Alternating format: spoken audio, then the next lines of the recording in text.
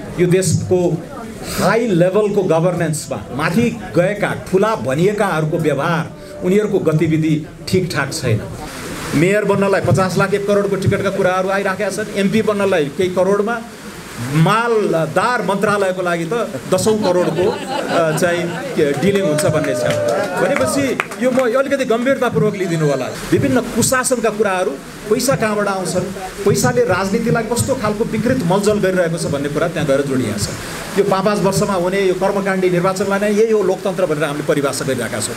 त्यसमा ठुलो धक्का, त्यसको परिवर्तन गरेर यो उदार लोकतन्त्रका आधारभूत मान्यताहरूमा जहाँ हामी चुकिराखेका छौँ, कुन रफ्तारमा नेपाललाई बत्ताएर अगाडि बढाउन सक्छौँ भन्ने कुरा गर्दै गर्दाखेरि अहिलेका दुईटा बाधक, एउटा कुशासन, अर्को यो आर्थिक मन्दी वा आर्थिक वृद्धिमा हामीले कुनै पनि ब्रेक थ्रु गर्न नसकिरहेको जुन लामो संरचनात्मक चुनौती छ, त्यो दुईटामा ठुलो धक्का दिनुपर्छ। अरू राजनीतिमा पैसाको भूमिकाले कसरी हाम्रो समाजलाई नै एकदमै भ्रष्ट र अक्षम बनाइरहेको छ भन्ने कुराहरूप्रति इङ्गित गर्दै केही उदाहरणहरू पनि दिएका थिए। तपाईँ त्यत्रो पैसा खर्च गरेर टिकट किनेर पदमा आउनु भएपछि तपाईँ के गर्नुहुन्छ? हरेक नियुक्तिमा पैसा असुल्न थाल्नुहुन्छ, हरेक नीतिगत निर्णयलाई सेटिङमा ढाल्नुहुन्छ, हरेक सार्वजनिक संस्थालाई कब्जा गर्नतिर उद्यत हुनुहुन्छ। त्यसले के गर्छ? विकास अड्काउँछ, कुशासनलाई थप विकृत बनाउँछ। जनताबाट म्यान्डेट लिएर आएर पटक पटक पुनर्अनुमोदित हुँदै निश्चित कार्यकाल 2 टर्म 3 टर्ममै नै आफ्नो मिसन फत्ते गर्ने खालको नयाँ मोडलमा अब हामी जानु पर्यो। र आजैदेखि अब हामी यो नयाँ महाअभियानमा, नेपाल बनाउने महाअभियान, छोटो अवधिमा द्रुत गतिमा नेपाल बनाउने महाअभियानमा हामी होमियौँ। यो घोषणा म यहाँबाट गर्न चाहे। पुराना दलहरूमा टिकटको किनबेच हुने, अब हामीलाई अहिले यस पार्टीको टिकट पनि यहाँ चाहिँ दिने क्रममा छ हैन। यहाँ अब सभापतिज्यूको कुनै हस्तक्षेप भएन। हामी प्राइमरी प्रक्रियाबाट सम्बन्धित क्षेत्रका मेम्बर्सहरूले नै छानेर बकाइदा कहीँ कन्सेन्ससबाट कहीँ प्रतिस्पर्धाबाट चाहिँ छानिएर आयो। अन्य पार्टीहरूमा टिकटको होडबाजी, किनबेच, एउटा वडा सदस्यले पनि 2-4 लाख बुझाउनु पर्ने, सिधै काम गर्नको लागि आफ्नो निश्चित टर्म, 1 टर्म हो कि 2 टर्म हो कि 3 टर्म, एउटा समय सीमा तोकेर पर्फर्मेन्सको आधारमा चाहिँ त्यसरी जनप्रतिनिधिहरू चयन गर्ने। मैले बारम्बार भन्ने गरेको छु, अहिले बेलायतका बहालवाला प्रधानमन्त्री ऋषि सुनकको एउटा प्रेरणादायी, एउटा अनुकरणीय अभ्यास, एउटा चाहिँ अनुभव हामीले सिक्नुपर्छ जस्तो मलाई लाग्छ। बेलायत जस्तो देशमा भारतीय मूलका व्यक्ति आफ्नो 35 वर्षको उमेरसम्म एउटा पेसामा सफल भए। त्यसपछि 35 वर्षमा सबै चाँजो पाँजो, एउटा अनुभव, एउटा परिपक्वता आइसकेपछि अब म राजनीतिमा होमिन्छु भनेर उहाँ आफ्नो कन्स्टिट्युएन्सी यर्कसरमा गएर चाहिँ आवेदन भर्नुभयो। यर्कसरका मतदाताहरूले, टोरी पार्टीका मतदाताहरूले उहाँलाई रुचाए र आफ्नो एमपी बनाएर वेस्टमिन्स्टर संसदमा पठाए। त्यसको 5 वर्षमा उहाँ अर्थमन्त्री बन्नुभयो। त्यो आएको 7 वर्षमा उहाँ प्रधानमन्त्री बन्नुभयो। त्यो खालको डेलिभरी, एउटा चाहिँ विश्वसनीयता स्थापित गरेर अब त्यस्तो खालको राजनीतिक उसमा जानुपर्छ। नमस्कार। राष्ट्रिय स्वतन्त्र पार्टीका सभापतिज्यू लगायत अन्य पदाधिकारीहरू,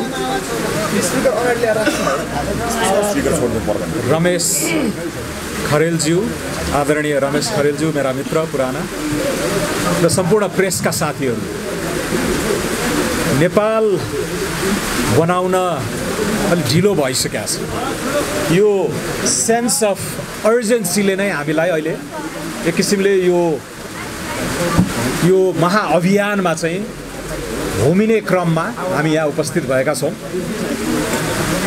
यहाँ अहिले धैर्य गर्न पर्थ्यो, आदि इत्यादि कुर्न पर्थ्यो, निगाहका कुराहरू आएका छन्, कृपाका कुराहरू आएका छन्। तर मैले के भनेको छु भने समय सीमा नै तोकेर अब डेलिभरीको राजनीतिमा हामीले चाहिँ नेपालको पोलिटीलाई चाहिँ कोल्टे फेराउनु पर्छ भन्ने मलाई लाग्छ।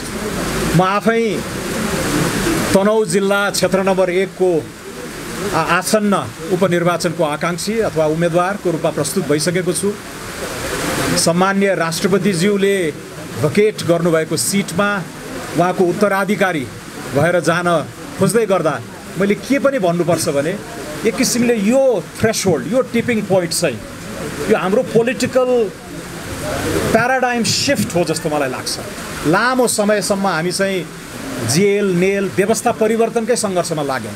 राणा शासन, पञ्चायत शासन, त्यसपछि गणतन्त्र इत्यादिका आन्दोलनहरूमा त्यो व्यवस्था नै पहिला परिवर्तन गरेपछि अनि अवस्था परिवर्तनको हाम्रो त्यो इन्क्रिमेन्टल रिफर्म सुधारका कार्यक्रमहरू गरौँला भनेर 50, 60, 70 वर्ष नेपालको इतिहास त्यसैमा रुमल्लिरह्यो। रामचन्द्र पौडेल तनहुँ क्षेत्र नम्बर 1 बाट निर्वाचित हुनुभयो। उहाँ 14 वर्ष चाहिँ जेल बस्नुभएको लोकतन्त्र स्थापनाका लागि इत्यादि। तर अहिले जुन एकदमै ग्रेसफुल हिसाबले उहाँको एउटा लामो डिग्निफाइड करियरको चाहिँ अवतरण भयो राष्ट्रको सम्मानित पदमा, अब चाहिँ त्यो खालको कुरेर धैर्य गरेर लामो समय बसेर हैन यो सङ्घर्षका र यो जेलनेल गरेको भत्ता खाने खालको राजनीतिक प्याराडाइमबाट अब हामी डेलिभरीको प्याराडाइममा जानु पर्यो। सिधै जनतामा जाने, कस्ता कस्ता उम्मेदवारहरू जनताले चाहन्छन् जनता अथवा सम्बन्धित पार्टीका डेडिकेटेड मेम्बर्सहरूले नै छान्ने। एक सुकाको पनि त्यहाँ ट्रान्ज्याक्सन हुन भएन र सिधै काम गर्नको लागि आफ्नो निश्चित टर्म, 1 टर्म हो कि 2 टर्म हो कि 3 टर्म, एउटा समय सीमा तोकेर पर्फर्मेन्सको आधारमा चाहिँ त्यसरी जनप्रतिनिधिहरू चयन गर्ने। मैले बारम्बार भन्ने गरेको छु, अहिले बेलायतका बहालवाला प्रधानमन्त्री ऋषि सुनकको एउटा प्रेरणादायी एउटा अनुकरणीय अभ्यास, एउटा चाहिँ अनुभव हामीले सिक्नुपर्छ जस्तो मलाई लाग्छ। बेलायत जस्तो देशमा भारतीय मूलका व्यक्ति आफ्नो 35 वर्षको उमेरसम्म एउटा पेसामा सफल भए, त्यसपछि 35 वर्षमा सबै चाँजो पाँजो एउटा अनुभव, एउटा परिपक्वता आइसकेपछि अब म राजनीतिमा होमिन्छु भनेर उहाँ आफ्नो कन्स्टिट्युएन्सी यर्कसरमा गएर चाहिँ आवेदन भर्नुभयो। यर्कसरका मतदाताहरूले, टोरी पार्टीका मतदाताहरूले उहाँलाई रुचाए र आफ्नो MP बनाएर वेस्टमिन्स्टर संसदमा पठाए। त्यसको 5 वर्षमा उहाँ अर्थमन्त्री बन्नुभयो। त्यो आएको 7 वर्षमा उहाँ प्रधानमन्त्री बन्नुभयो। त्यो खालको डेलिभरी, एउटा चाहिँ विश्वसनीयता स्थापित गरेर अब त्यस्तो खालको राजनीतिक उसमा जानुपर्छ र त्यो प्याराडाइम सिफ्टको थ्रेसहोल्ड वा टिपिङ पोइन्ट चाहिँ भन्नुहोस्, सायद पछि इतिहासकारहरूले नेपालको राजनीतिक इतिहासबारे लेख्दै गर्दाखेरि आजको इभेन्टलाई पनि रिफर गर्लान् भन्ने मेरो आशा छ। अब अलिकति म तपाईहरुलाई नेपालको डेमोग्राफिक कम्पोजिसनबारे अलिकति कुरा गर्छु, हाम्रो जनसाङ्ख्यिक बनोटबारे कुरा गर्छु र त्यसले यो हुटहुटी नेपाललाई चाँडै बनाउनु पर्यो, यो सेन्स अफ अर्जेन्सीका बारेमा हामीले अलिकति ध्यान दिनुपर्छ भन्ने मलाई लाग्छ। गत चैत 10 गते हाम्रो पछिल्लो राष्ट्रिय जनगणनाले के देखायो भने नेपालको 2/3 जनसङ्ख्या लगभग 15 वर्षको उमेरदेखि 64 वर्षको उमेरसम्म छ। 2/3 जनसङ्ख्या, 3 करोडमा 2 करोड त्यो उमेर, त्यो ब्राकेटमा पर्दछ। अझ एक कदम अगाडि गएर तपाईहरुले हेर्नुभयो भने नेपालको आधा जनसङ्ख्या 25 वर्षभन्दा मुनिको उमेरको छ। तर हाम्रो यो फर्टिलिटी, प्रजनन दर इत्यादि, माइग्रेसन, बसाइ सराई हैन, रिप्रोडक्टिभ सारा कुराहरू, डेमोग्राफिक जनसङ्ख्यामा काम गर्ने प्राज्ञहरूले विभिन्न मोडलिङबाट चाहिँ पत्ता लगाए अनुसार अबको 5 वर्षमा नै हामी सन् 2030 मा छौँ। सन् 2028 मा नै हामी चाहिँ बुढ्यौलो समाजतिर हामी गइहाल्छौँ। समाजको एउटा ठुलो हिस्सा चाहिँ 65 वर्षभन्दा माथिको हुनेछ र त्यो बुढ्यौलो एजिङ सोसाइटीको त्यो टिपिङ पोइन्ट चाहिँ 2028 सन् 2028। त्यसपछि हामीसँग करिब 26 वर्षको अवधि हुनेछ। सन् 2054 मा हामी एजेड सोसाइटी, वृद्ध बुढो समाजमा हामी परिणत भइसक्छौँ। त्यसैले यो फड्कु मार्नुपर्ने, चाँडै विकासको गतिलाई रफ्तारमा दौडाएर यो डेमोग्राफिक विन्डो हामी अनुकूल हुँदा नै हैन, यहाँ चाहिँ धेरै चिज बनाउनु पर्ने, धेरै चिज गर्नुपर्ने त्यो झ्याल जम्मा 26 वर्षको छ। तपाईँ पश्चिमा देशहरूको चाहिँ अनुभव हेर्नुभयो भने फ्रान्सले झन्डै 120 वर्ष त्यो बुढ्यौलोबाट बुढो समाजमा जाने अवधि 120 वर्ष थियो। बेलायत आफैको झन्डै 50 वर्ष थियो। त्यसैले यो छोटो समयमा चाँडै चाहिँ प्रगति गर्नुपर्ने जुन सेन्स अफ अर्जेन्सी छ त्यसले पनि हामीलाई आज चाहिँ यो ठाउँमा उभ्याएको छ जस्तो मलाई लाग्छ। त्यसैले अर्को 5 वर्षमा हामी एजिङ सोसाइटी, अर्को 30-31 वर्षमा हामी एजेड सोसाइटी हुने भएर धेरै कुराहरूमा चाहिँ चाँडै यो गर्नुपर्ने छ। अब प्रति व्यक्ति आएका हिसाबले हामी करिब अहिले एसिया प्रशान्त क्षेत्रमा अफगानिस्तान, जुन आफैमा एउटा अपवाद हो, त्यसपछि सबभन्दा गरिब देश छ। अब त्यसो भन्नाले नेपालमा विगत 30 वर्षमा केही पनि नभएको होइन। आजको नेपाललाई 30 वर्ष अगाडिको नेपालसँग दाज्दा हामीले सेलिब्रेट गर्नुपर्ने कुराहरू धेरै छन्। विकासका सबै कन्भेन्सनल इन्डिकेटर्समा हामी धेरै नै अगाडि छौँ।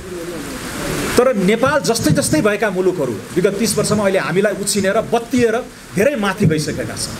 त्यस मानेमा मैले कुनै चमत्कारिक पूर्वी एसियाली मुलुकहरूको कुरा गरिराखेको छैन। त्यही बङ्गलादेश जसलाई हामीले हेरेको भावनाले हेर्ने गरेका थियौँ पहिला, त्यही काम्बोडिया, युद्धग्रस्त काम्बोडिया, त्यही भियतनाम हामीभन्दा डबल ट्रेबल प्रति व्यक्ति आएको तहमा गइसकेका छ। केले रोक्यो त? उनीहरू बत्ती नै, हामी चाहिँ लगभग कहिले द्वन्द्व निरूपण भनेका छौँ, कहिले सङ्क्रमणको व्यवस्थापन भनेका छौँ। केले अल्झाइराखेको छ, केले अड्काइराखेको छ भने त्यो सेन्स अफ अर्जेन्सी, नेपाललाई छिटो बनाउनु पर्ने राजनीतिक विल, प्रतिबद्धताको कमी भएको जस्तो मलाई लाग्छ। र त्यो सँगसँगै अघि रमेश खरेलजीले उठाउनुभएका कुशासनका पाटाहरू, गभर्नेन्स फेलियरले हामीलाई धेरै नै गाँजिरहेका छ। त्यसैले यो एसियाको सबभन्दा गरिब देशबाट, अफगानिस्तानको अपवाद बाहेक, चाँडै नै एउटा सम्मानित मध्यम आय भएको रेस्पेक्टेबल मिडल इन्कमतिर पुर्याउनको लागि यो बुढ्यौलो, यो डेमोग्राफिक झ्याल, जनसाङ्ख्यिक अनुकूलता हाम्रो पक्षमा हुँदा नै दौडाउनको लागि अलिकति हामीले चाहिँ यो मिसन ओरिएन्टेड पोलिटिक्स गर्नुपर्छ जस्तो मलाई लाग्छ। डेलिभरीमा केन्द्रित, लगानीको माहौल बनाएर, आर्थिक सामाजिक लक्ष्यहरूलाई चाहिँ परिभाषित गरेर यो खालको पोलिटिकल कमिटमेन्ट हैन जनतामा गएर त्यो अनुमोदित भएर डेलिभरीमा चाहिँ जाने नयाँ खालको राजनीतिक, अघि मैले प्याराडाइम शिफ्टको कुरा गरेँ, त्यो अब हामीले सुरु गर्नुपर्छ जस्तो मलाई लाग्छ। केही क्षेत्रीय अन्तर्राष्ट्रिय अनुकूलता प्रतिकूलतालाई पनि हामीले आन्तरिकीकरण गर्नु पर्यो। अहिले 12,000 वर्ष लामो एउटा होलोसिन भन्ने भौगोलिक युगबाट हामी एन्थ्रोपोसिनमा गइरहेका छौँ। भनिन्छ ब्रह्माण्ड 14 अरब वर्ष पुरानो छ। तपाईँ हाम्रो यो सानो पृथ्वी करिब 4 अर्बको आयु छ। तपाईँ हामी जस्तै होमोसेपियन्स मान्छेहरू आएको जम्मा 3 लाख वर्ष भयो। आधुनिक इतिहास अलिकति बसोबसास गरेर बस्ने कुराहरू चाहिँ महाभारत रामायणकालीन इतिहास जम्मा 5-7 हजार वर्ष पुरानो छ। तर यो अहिलेको भौतिक डाइभर्जेन्स, पश्चिमा मुलुकहरू र पूर्वीय मुलुकहरूको जुन प्रति व्यक्ति आय, लिभिङ स्ट्यान्डर्डमा चाहिँ जुन डाइभर्जेन्स आयो, यो जम्मा 200 वर्ष छ। तर यो गत 200 वर्षमा पृथ्वीको दोहन र चाप हामीले यति मात्रामा गऱ्यौँ कि हामी त्यो एन्थ्रोपोसिनमा आइसक्यौँ र मान्छेले बनाएको आर्टिफिसियल कृत्रिम वस्तुहरूको सामूहिक तौल र तपाईँहरू जस्तै हामी चाहिँ वन जङ्गल मान्छेको सामूहिक तौल अब त्यो कृत्रिम वस्तुको 1.1 ट्रिलियन टनभन्दा बढी भइसकेको छ। त्यो के को सङ्केत हो भन्दाखेरि हामीले यति दोहन गऱ्यौँ, यति चाप गरेका छौँ र त्यो जलवायु परिवर्तनसँग गाँसिया छ। र हिमालय हाम्रो यो कार्बन उत्सर्जन गरेर ग्लोबल यो पृथ्वीको तापक्रम बढाउनेमा नेपालको नगण्य नेग्लिजिबल चाहिँ योगदान छ। त त्यसको असरहरू चाहिँ हामीले भोगिरहेका छौँ। र अहिले प्यारिस जलवायु सन्धि 2015 का चाहिँ ती तय गरिएका लक्ष्यहरू यावत चाहिँ यो सम्पूर्ण विकास मोडललाई नै हामीले चाहिँ कसरी हरित आर्थिक वृद्धि मैत्री बनाउँदै लाने भन्ने कुराहरू बडो पेचिलो छ। त्यो आगामी बाटो तय गर्दाखेरि यो पृथ्वीको प्रलयसँग नै गाँसिएका विषयलाई पनि त्यो विकासको मोडलमा, त्यो हाम्रो आर्थिक वृद्धिको, आर्थिक समुन्नतिको आकाङ्क्षासँग कसरी त्यसलाई ढाल्ने भन्ने बडो ठुलो चुनौती छ। नयाँ नयाँ भू राजनीतिक पुनर्सन्तुलनका कुराहरू आइराखेका छन्। त्यो मोडर्न आधुनिक आर्थिक वृद्धि सुरु हुँदाखेरि भारत, चीन लगायतको विश्वको कुल ग्राहस्थ उत्पादनमा झन्डै 56-60% योगदान थियो। दोस्रो विश्वयुद्धमा को अन्त्यतिर आउँदै गर्दा त्यो झरेर एकदम तन्नम 9%मा झरेको थियो। त्यो डाइभर्जेन्सको मैले जुन कुरा गरेँ, अब फेरि त्यो पुनर्सन्तुलित हुँदैछ। भारत, चीन लगायत यो सेन्टर अफ इकोनोमिक एक्टिभिटी एसियातिर सर्दैछ र यो करिब हामी 30-40% हुँदै अब यही शताब्दीमा 50% नाग्नेवाला छ।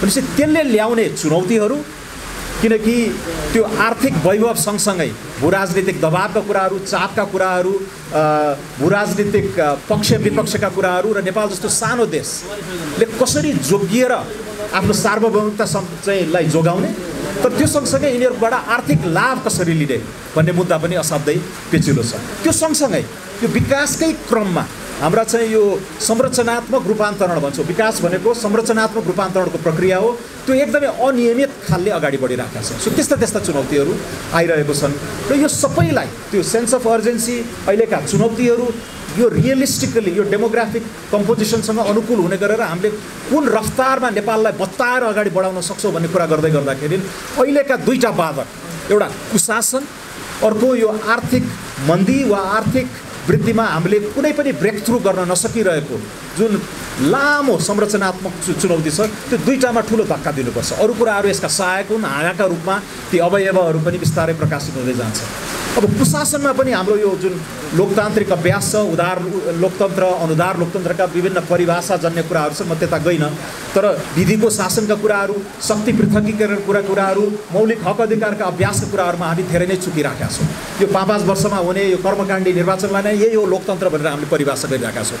त्यसमा ठुलो धक्का, त्यसको परिवर्तन गरेर यो उदार लोकतन्त्रका आधारभूत मान्यताहरूमा चाहिँ हामी चुकिराखेका छौँ। अहिले म विभिन्न उदाहरणहरूमा गइनँ, त्यतातिर चाहिँ ध्यान दिन म आग्रह गर्दछु। र यहाँनिर यो हाम्रो लोकतन्त्रलाई विकृत बनाइरहेको राजनीतिमा पैसाको भूमिकामा पनि ठुलो प्रहार गर्नुपर्नेछ।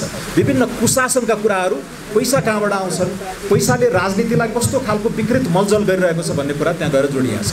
यस मानेमा तपाईँ अन्य परम्परागत पार्टीहरू अथवा पुराना दलहरूमा टिकटको किनबेच हुने, अब हामीलाई अहिले यस पार्टीको टिकट पनि यहाँ चाहिँ दिने क्रममा छ हैन। यहाँ अब सभापतिज्यूको कुनै हस्तक्षेप भएन। हामी प्राइमरी प्रक्रियाबाट सम्बन्धित क्षेत्रका मेम्बर्सहरूले नै छानेर बकाइदा कहीँ कन्सेन्ससबाट कहीँ प्रतिस्पर्धाबाट चाहिँ छानिएर आयो। अन्य पार्टीहरूमा टिकटको होडबाजी, किनबेच, एउटा वडा सदस्यले पनि 2-4 लाख बुझाउनु पर्ने, मेयर बन्नलाई 50 लाख 1 करोडको टिकटका कुराहरू आइराखेका छन्, एमपी बन्नलाई केही करोडमा, मालदार मन्त्रालयको लागि त 10औं करोडको चाहिँ डिलिङ हुन्छ भन्ने छ। भनेपछि यो म अलिकति गम्भीरतापूर्वक लिइदिनु होला। यसले के गर्यो त भन्दाखेरि त्यसरी तपाईँ टिकट पाउनकै लागि पनि त्यत्रो लगानी गरेर तपाईँ भित्रदै हुनुहुन्छ भने तपाईँको त्यसपछि चुनावको प्रक्रिया पनि खर्चिलो छ, हामीलाई थाहा छ। त्यहाँबाट तपाईँ सत्तामा पुगि नै हाल्नुभयो भने तपाईँको मकसद के हुन्छ? त्यहाँ नीति, कार्यक्रम, योजना त्यो द्रुत गतिमा फड्को मार्नेतिर हुन्छ कि आफ्नो चाहिँ लगानी उठाउनेतिर हुन्छ?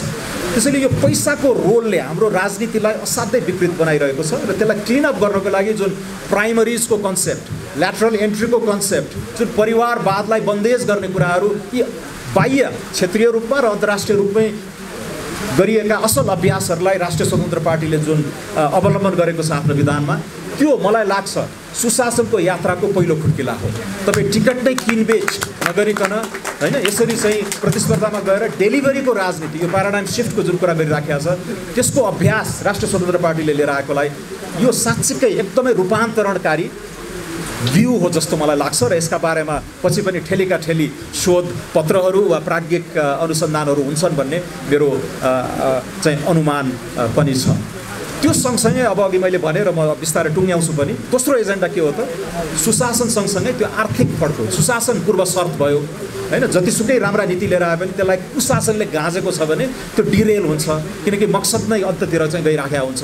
आर्थिक फड्को मार्ने कुरामा चाहिँ अब विभिन्न कुराहरू छन्, म त्यसमा अहिले गइनँ। तर रोजगारी कसरी सिर्जना गर्ने, कुन कुन क्षेत्रहरूलाई चाहिँ हामीले प्राथमिकतामा राख्ने, अहिले नयाँ नयाँ कुराहरू आइराखेका छन्, डिजिटलाइजेसनका कुराहरू, गिग इकोनोमी, पर्यटनकै मोडलमा पनि हामीले चाहिँ कसरी फड्को मार्न सक्छौँ, कृषिलाई थप उत्पादनमूलक, उत्पादकत्व पनि उच्च भएको, बजारसँग जोडेको, अन्तर्राष्ट्रियकरण गर्न सकिने, मूल्य श्रृङ्खलाका कुराहरूमा कसरी चाहिँ धक्का दिने भन्ने कुराहरू भए, स्वच्छ ऊर्जा, त्यो क्लाइमेट चेन्ज, त्यो एन्थ्रोपोसिनको प्रश्नसँग गएर जोडिएको स्वच्छ ऊर्जाको हाम्रो चाहिँ यथेष्ट उत्पादन र निर्यातका प्रश्नहरू छन्। त्यसैले यो सबैको लागि delivery oriented political paradigm, governance र समय सीमा तोकेर जनताबाट म्यान्डेट लिएर आएर पटक पटक पुनर्अनुमोदित हुँदै निश्चित कार्यकाल 2 टर्म 3 टर्ममै नै आफ्नो मिसन फत्ते गर्ने खालको नयाँ मोडलमा अब हामी जानु पर्यो।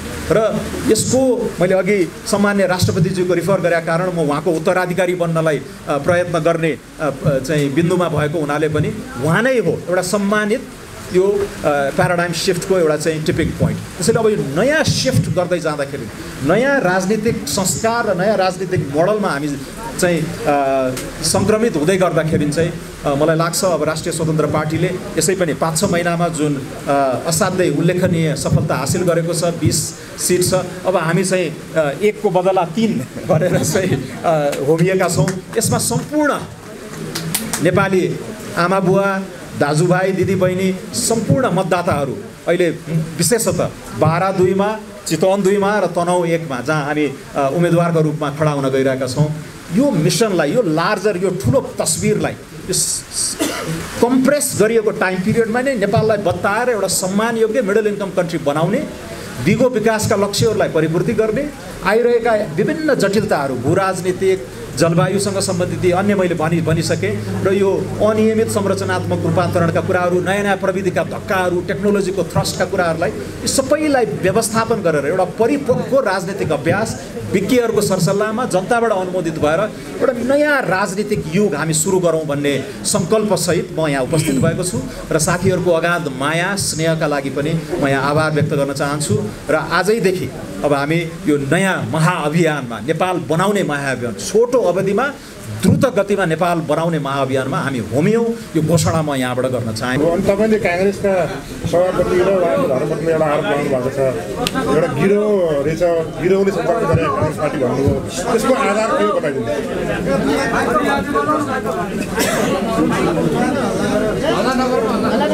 मैले अघि सुशासन र कुशासनका कुराहरू गरेको थिएँ। यो राजनीतिमा पैसाको भूमिकाले कसरी हाम्रो समाजलाई नै एकदमै भ्रष्ट र अक्षम बनाइरहेको छ भन्ने कुराहरूप्रति इङ्गित गर्दै केही उदाहरणहरू पनि दिएका थिए। तपाईँ त्यत्रो पैसा खर्च गरेर टिकट किनेर पदमा आउनु भएपछि तपाईँ के गर्नुहुन्छ? हरेक नियुक्तिमा पैसा वसुल्न थाल्नुहुन्छ, हरेक नीतिगत निर्णयलाई सेटिङमा ढाल्नुहुन्छ, हरेक सार्वजनिक संस्थालाई कब्जा गर्नतिर उद्यत हुनुहुन्छ। त्यसले के गर्छ? विकास अड्काउँछ, कुशासनलाई थप विकृत बनाउँछ। त्यसैले दुईटा एजेन्डा मैले कुरा उठे सरल हिसाबले धेरै कुराहरू छन्, 5 बुँदे 15 बुँदे 55 बुँदेसम्म पनि एजेन्डाहरू प्रस्तुत गर्न सकिन्छ।